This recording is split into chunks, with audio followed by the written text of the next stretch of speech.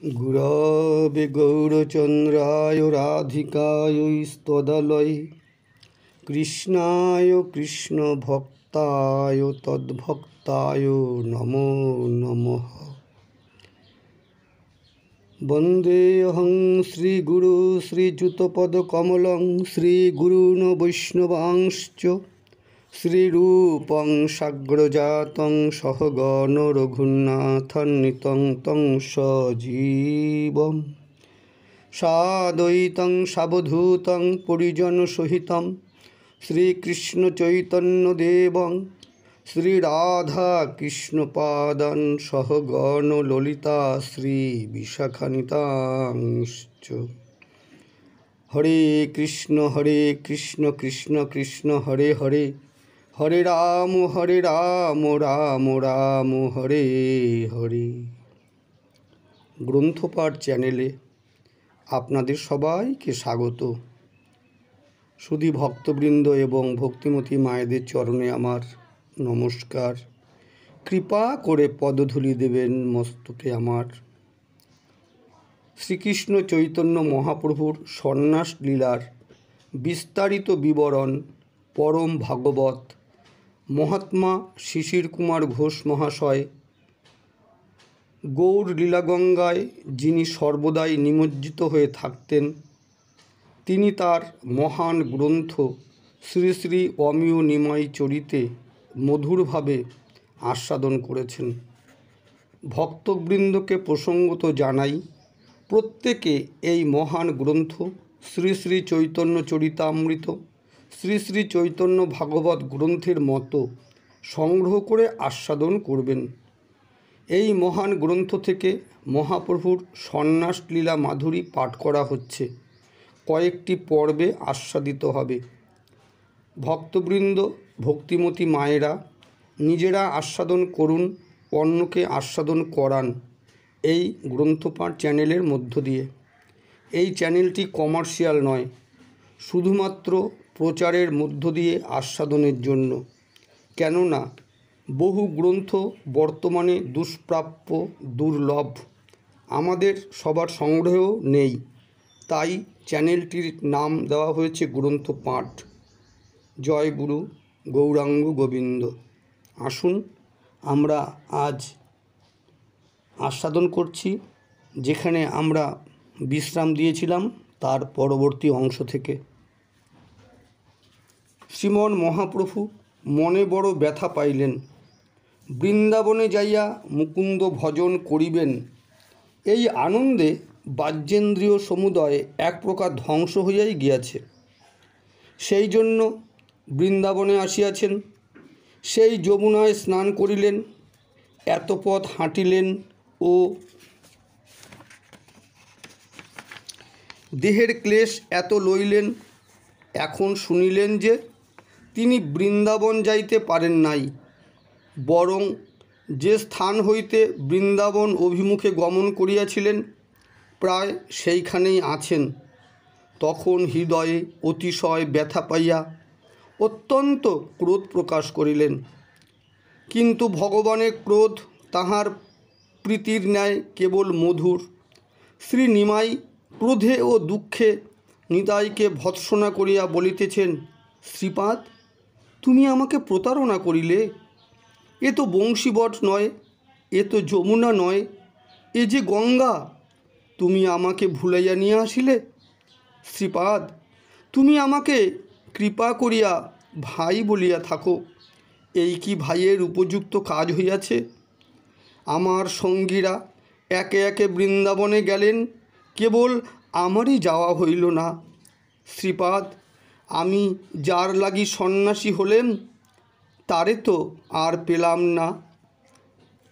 প্রাচীন পদে আছে, নিতাই এ তো নয় বংশী বট আঙিনা, তুমি জাহ্নবী দেখায়ে বলো ওই দেখা যায় যমুনা।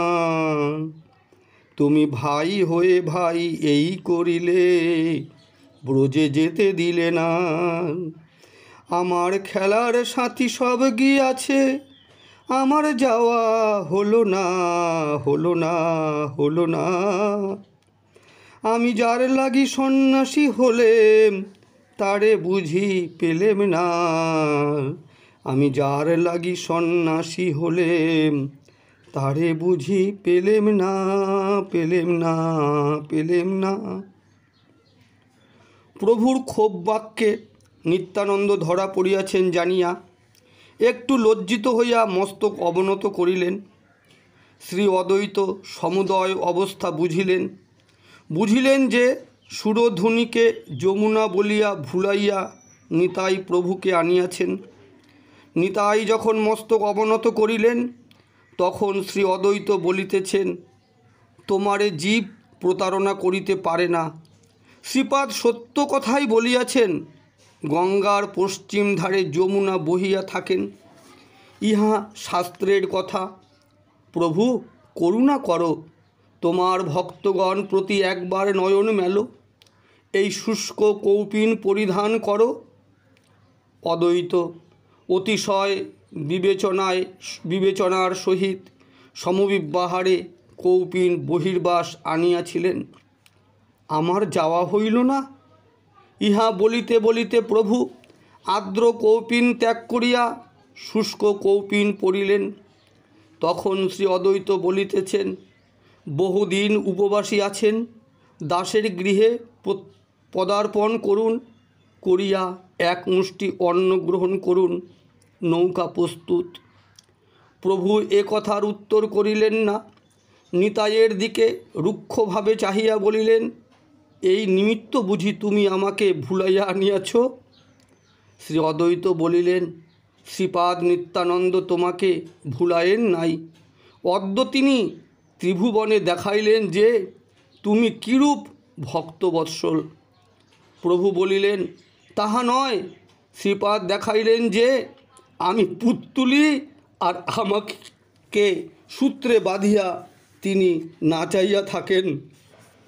নিতাই অপরাধীর ন্যায় মস্তক অবনত করিলেন, কিন্তু সে কিছুক্ষণের নিমিত্ত। শেষে বলিতেছেন, প্রভু তোমার যে এই সমুদয় নিজজন, ইহাদের প্রতি একটু করুণা করিবে না? জীবে তোমার করুণা পাইল, কিন্তু ইহারাও তো জীব। শ্রী অদ্বৈত বলিলেন, প্রভু আমাদের প্রতি সদয় হও। কেহ যে প্রাণে মরে নাই সে কেবল তোমার ইচ্ছায়। এখন নৌকায় উঠো, দুটা অন্ন মুখে দাও, দিয়া প্রাণ ধারণ করো। ইহা বলিয়া শ্রী অদ্বৈত নিমাইয়ের হস্ত ধরিলেন। নিমাই অদ্বৈতের কথা ফেলিতেন না। তখনও তিনি কোনো কথা বলিলেন না। আস্তে আস্তে নৌকায় উঠিলেন। তখন মুকুন্দ ও গোবিন্দ আসিয়াছেন। প্রভুরা উঠিলে তাহারাও উঠিলেন। নৌকা যখন ভাসিল তখন নিতাইয়ের নয়নে জল, আর দেহে ক্ষুধা পিপাসার উদয় হইল। নিত্যানন্দের পূর্বাশ্রমের নাম কুবের পণ্ডিত। তাহার আনন্দ নিত্য বলিয়া নিত্যানন্দ নাম প্রাপ্ত হয়েন। তাহার কার্য নিত্য করা ও অন্যকে নিত্য করানো। তাহার কার্য আপনি আনন্দ ভোগ করা ও অন্যকে আনন্দ দেওয়া। তাহার এ ভোগ কেন?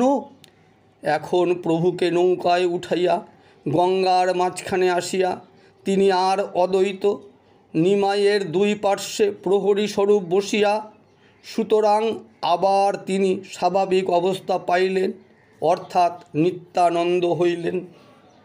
তখন একটু কোন্দল করিবার ইচ্ছায় শ্রী অদ্বৈতকে সম্বোধন করিয়া বলিতেছেন, ওগো ঠাকুর, বাড়িতে তো নিয়ে যাচ্ছ, দুটো পেট ভরে খেতে দিতে পারিবে তো?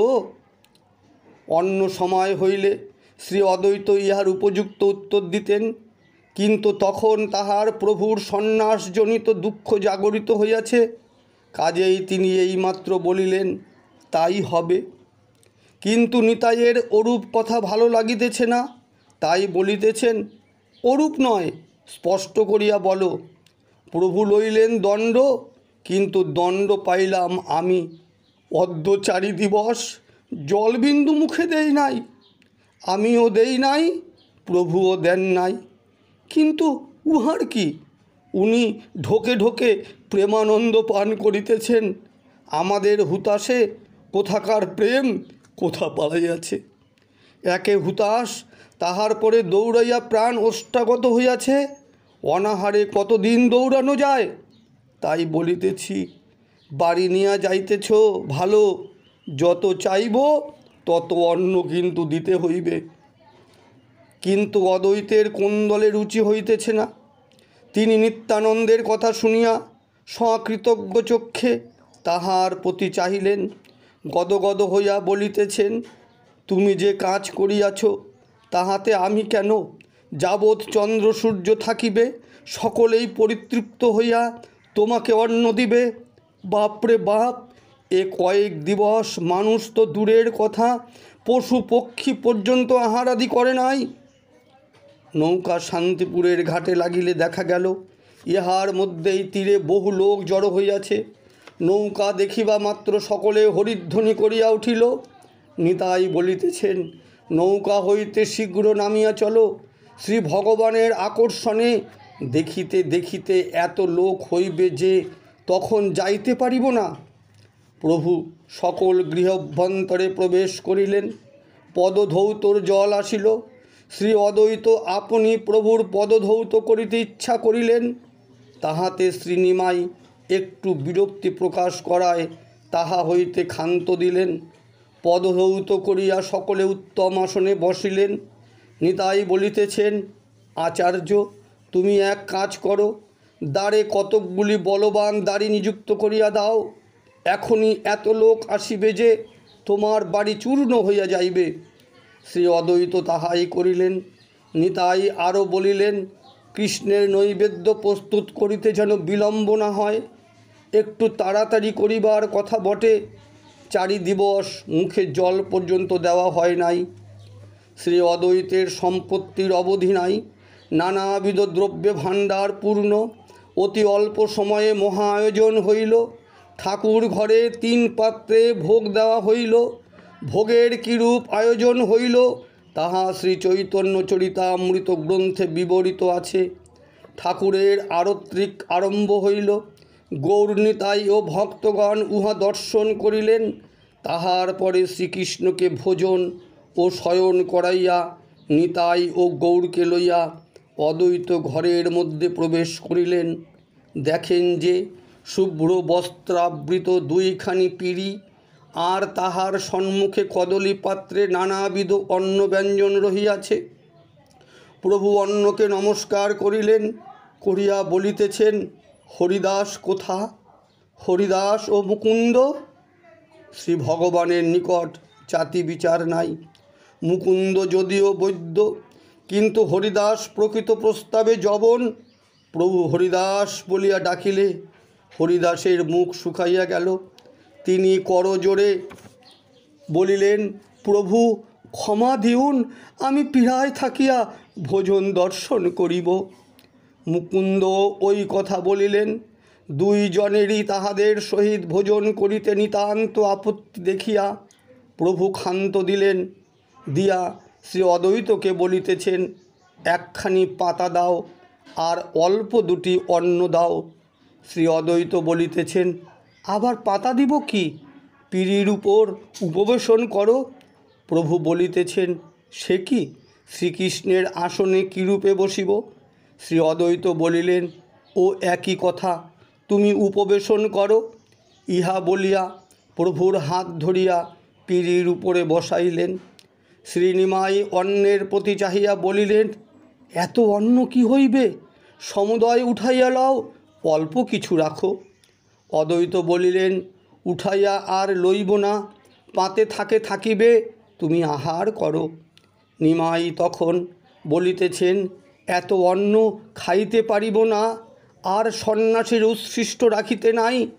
অদ্বৈত তখন বলিলেন, তুমি প্রভু, তোমাকে মিনতি করি, ভোজন করো। অদ্বৈতের কথা প্রভু অমান্য করিতে পারিলেন না, কাজেই বসিতে হইল। তখন বলিলেন, এ সমুদয় উপকরণ লইয়া যাও, সন্ন্যাসীর উপকরণ ব্যবহার করিতে নাই। ইহাতে অদ্বৈত বলিলেন, প্রভু ক্ষমা দাও, সমুদয় ভোজন করিতে হইবে, না করিলে আমি আত্মহত্যা করিব। তখন নিমাই বলিতেছেন, আচার্য, আমার কর্তব্য দুটি মাত্র অন্ন গ্রহণে জীবন যাপন করা। গুরুতর আহার করিলে ইন্দ্রিয় কিরূপে দমনে রাখিব?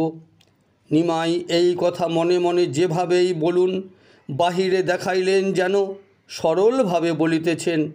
তখন অদ্বৈত হাসিয়া বলিলেন, নীলাচলে প্রত্যহ পর্বত প্রমাণ অন্ন আহার কিরূপে করো? ঠাকুর, সন্ন্যাসী হয়েছেও ভালো, আমরা তো জানি তুমি কেমন। এ সমুদয় রঙ্গ বাহিরের লোকের সহিত করিও, আমাদের সঙ্গে কেন? প্রভু ক্ষমা দাও, অন্ন 4 দিবস মুখে জল মাত্র দাও নাই। আমি যাহা রন্ধন করিয়াছি সমুদয় ভোজন করিতে হইবে, তাহা না করো তোমার সাক্ষাতে প্রাণ ত্যাগ করিব। ইহাই বলিয়া প্রভুর দক্ষিণ হস্তখানি আপনি ধরিয়া জল দ্বারা ধৌত করিলেন। তাহার পর নিতাইয়েরও ঐরূপ করিলেন। শ্রী নিমাই বড় স্বাধীন প্রকৃতির লোক, কাহারও হাতের পুতুল হইতে বড় নারাজ। একটু পূর্বে নিতাই তাহাকে হাতের পুতুল করিয়াছেন বলিয়া ধমকাইয়াছিলেন, কিন্তু তবু নিমাই স্নেহের বশ ভক্তের দুঃখ দেখিতে পারেন না। সন্ন্যাস আশ্রমের প্রতি নিমাইয়ের কিঞ্চিত মাত্র শ্রদ্ধা নাই এবং সন্ন্যাস ধর্মকে অত্যন্ত ঘৃণা করেন।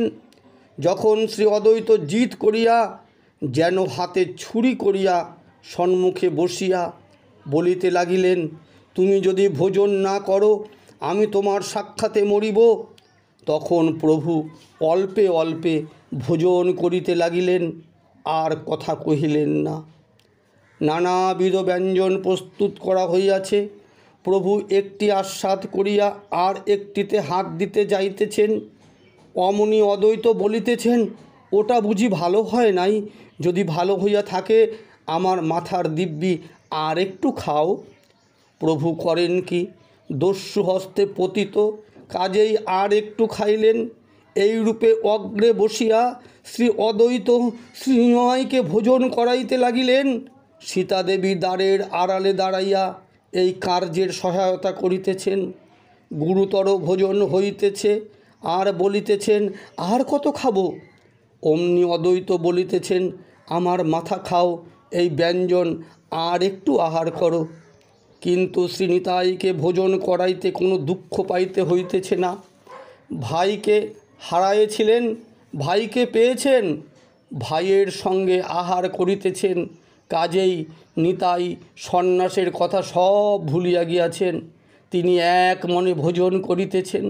যখন আর ভোজন করিতে পারেন না, উদর আর কিছু গ্রহণ করিতে নিতান্তই অনিচ্ছা প্রকাশ করিতে লাগিল, তখন অদ্বৈতের সঙ্গে কোন্দল করিবার শক্তি ও সেই সঙ্গে ইচ্ছা হইল। বলিতেছেন, আমি তখন জানি পেট ভরিবে না। 4 দিনের উপবাস, এই কটা অন্নে কি আমার পেট ভরে? আমার অদৃষ্টে অদ্য উপবাস আছে, তাহা মনে মনে জানিতাম। তাই গঙ্গার গর্ভে আচার্যকে প্রতিশ্রুত করাইয়া লই যে আমাকে পেট ভরিয়া 2টো ভাত দিতে হইবে। তা পেট ভরিল না, পেট ভরিল না। ইহা বলিয়া মাথা নাড়িতে লাগিলেন। আজ আচার্য উত্তরে বলিতেছেন, আমি জানি যে তোমার সন্ন্যাস সমুদয় মিথ্যা, কেবল ব্রাহ্মণ বধ করা তোমার উদ্দেশ্য। তুমি এখন পর্বত প্রমাণ অন্ন খাইতে পারো, সব যদি তুমি খাও তবে আমরা খাবো কি? শুধু তাও নয়, আমরা অত অন্ন পাইবই বা কোথায়? তুমি সন্ন্যাসী, তীর্থ করিয়া বেড়াও, ফলমূল ভোজন করিয়া জীবনযাপন করো, অদ্য 2টা অন্ন পাইলে কৃতার্থ হও। এখন উঠো, আর লোভ করিও না, সন্ন্যাসীর লোভ করিতে নাই। তখন শ্রীনিতাই, এই নে তোর ভাত নে। ইহাই বলিয়া যেন ক্রোধ করিয়া হস্তে 1 দলা ভাত লইয়া শ্রী অদ্বৈতের গায়ে ছিটাইয়া দিলেন। শ্রী অদ্বৈতের অঙ্গে অন্ন পড়িলে তিনি ইহাই বলিয়া নৃত্য করিতে লাগিলেন, আজ আমার অবধূতের ঝুঁটা আমার অঙ্গে লাগিল, অদ্য আমি পবিত্র হইলাম। ইহাতে নিতাই বলিতেছেন, ইহা শ্রীকৃষ্ণের প্রসাদ, ইহাকে তুমি ঝুঁটা বলিলে, তুমি অতিশয় অপরাধ করিলে। আমার মতো 100 সন্ন্যাসীকে তৃপ্তিপূর্বক ভোজন করাইলে তবে এই অপরাধের দণ্ড হয়। শ্রী অদ্বৈত বলিলেন, আবার সন্ন্যাসীকে নিমন্ত্রণ? উহা আমার দ্বারা আর হবে না। সন্ন্যাসী নিমন্ত্রণ করিয়া এই ফল, সন্ন্যাসী সঙ্গ করিয়া আমার কুল, ধর্ম, পদ, বিধি সমুদয় গেল। তখন দুই প্রভু আচমন করিলেন। শ্রী অদ্বৈত নিমাইকে যত্ন করিয়া উত্তম শয্যায় বসাইলেন, গলায় ফুলের মালা দিলেন, শ্রী অঙ্গে চন্দন লেপিলেন, যত্ন করিয়া শোয়াইলেন, আর আপনি পদতলে বসিয়া পদসেবা করিতে গেলেন। ইহাতে নিমাই একটু বিরক্ত হইয়া বলিলেন, তুমি আমাকে ঢের নাচাইয়াছ, আর কাজ নাই। এখন যাও, মুকুন্দ, গোবিন্দ, হরিদাস প্রভৃতিকে আর নিজের মুখে দুটো অন্ন দাও গিয়া। শ্রী অদ্বৈত তাহাই করিলেন। প্রভু একটু শয়ন করিলেন। কিছুক্ষণ পরে শ্রী অদ্বৈতের ভক্তগণ খোল ও করতাল লইয়া উপস্থিত হইলেন ও বাদ্য আরম্ভ করিলেন। প্রভু উঠিয়া বসিলেন, বসিয়া কীর্তন শুনিতে লাগিলেন। শ্রী অদ্বৈতের বাড়ি, প্রভু তাহার অতিথি, তাহাকে ভোজন করাইলেন। এখন কীর্তন শুনাইতে লাগিলেন। শ্রী অদ্বৈত বিদ্যাপতির এই পদ গাওয়াইতে লাগিলেন, যথা: কি কহিব রে সখী আনন্দ, চিরদিন মাধব মন্দিরে মোর। কি কহিব রে সখী আনন্দ, চিরদিন মাধব মন্দিরে মোর। প্রকৃতই অদ্বৈতের আনন্দের শেষ নাই। মাধবকে হারাইয়াছিলেন, এখন পাইয়াছেন। মাধব যে সন্ন্যাসী হইয়াছেন তাহা তখন ভুলিয়া গিয়াছেন। মনের আনন্দে বলিতেছেন, আঁচল ভরিয়া যদি টাকা পাই, তবুও প্রিয়কে আর দূরদেশে যাইতে দিব না। শ্রী অদ্বৈতের ভক্তগণ গাইতেছেন আর স্বয়ং নৃত্য করিতেছেন। নৃত্য করিতে করিতে আসিয়া প্রভুকে প্রণাম করিতেছেন, আর প্রভু অমনি উঠিয়া তাহাকে আলিঙ্গন করিতেছেন। প্রভুর সন্ন্যাস করায় ভক্তগণের এই একটা লাভ হইয়াছে, অগ্রে গর্বিত লোকে কেহ তাহাকে প্রণাম করিলে তিনিও ফিরিয়া প্রণাম করিতেন। কাজেই ভয়ে তাহারা কেহ প্রভুকে প্রণাম করিতেন না। সন্ন্যাসী ব্যতীত অন্যকে প্রণাম করিতে নাই। কাজেই শ্রী অদ্বৈত প্রাণ ভরিয়া প্রভুকে প্রণাম করিতেছেন, আর প্রভু উঠিয়া তাহাকে আলিঙ্গন করিতেছেন। ফিরিয়া আর প্রণাম করিতে পারিতেছেন না। কিন্তু প্রভুর কিছু ভালো লাগিতেছে না। তাহার হৃদয়ে কৃষ্ণ বিরহ সেই রূপেই জ্বলন্ত রহিয়াছে। তবে এখন দাস্যভাব যাইয়া গোপী বিরহ ভাব উপস্থিত হইয়াছে। অর্থাৎ এখন সাধু বিপ্রের ন্যায় বৃন্দাবন যাইয়া মুকুন্দ ভজন করিবেন, সে ভাব আর নাই। শ্রীকৃষ্ণ মথুরায় গমন করিলে গোপীগণ যে বিরহ দুঃখ পাইয়াছিলেন, তাহাই এখন তাহার হৃদয় দগ্ধ করিতেছে। অতএব অদ্বৈত যে মনের আনন্দে গাহিতেছেন, মাধবকে পাইয়াছি, আর যাইতে দিব না, কি কখনো প্রভুর চরণ ধরিয়া বলিতেছেন, প্রেমডোর দিয়া এই দুইখানি চরণ বাঁধিয়া রাখিব, আর ছাড়িয়া দিব না। জয় নিতাই, জয় গৌর, জয় রাধা মাধব, জয় ভক্তবৃন্দ, জয় ভক্তিমতী মায়েদের। শ্রী শ্রী অমিয় নিমাই চরিত গ্রন্থ থেকে শ্রীকৃষ্ণ চৈতন্য মহাপ্রভুর সন্ন্যাস লীলায় অদ্বৈত আচার্যের গৃহে মহাপ্রভুর ভোজন লীলা আমরা আস্বাদন করলাম। এই পর্বে এখানে বিশ্রাম দিলাম। এর পরবর্তী পর্বে নবদ্বীপ থেকে সচিমায়ের আগমন এবং মহাপ্রভুর সহিত মিলন মাধুরী আমরা আস্বাদন করব, এই আশা রেখে বিশ্রাম দিলাম। ভুল ভ্রান্তি ত্রুটি বিচ্যুতি আপনারা নিজ গুণে ক্ষমা করে দেবেন। জয় নিতাই, জয় গৌর।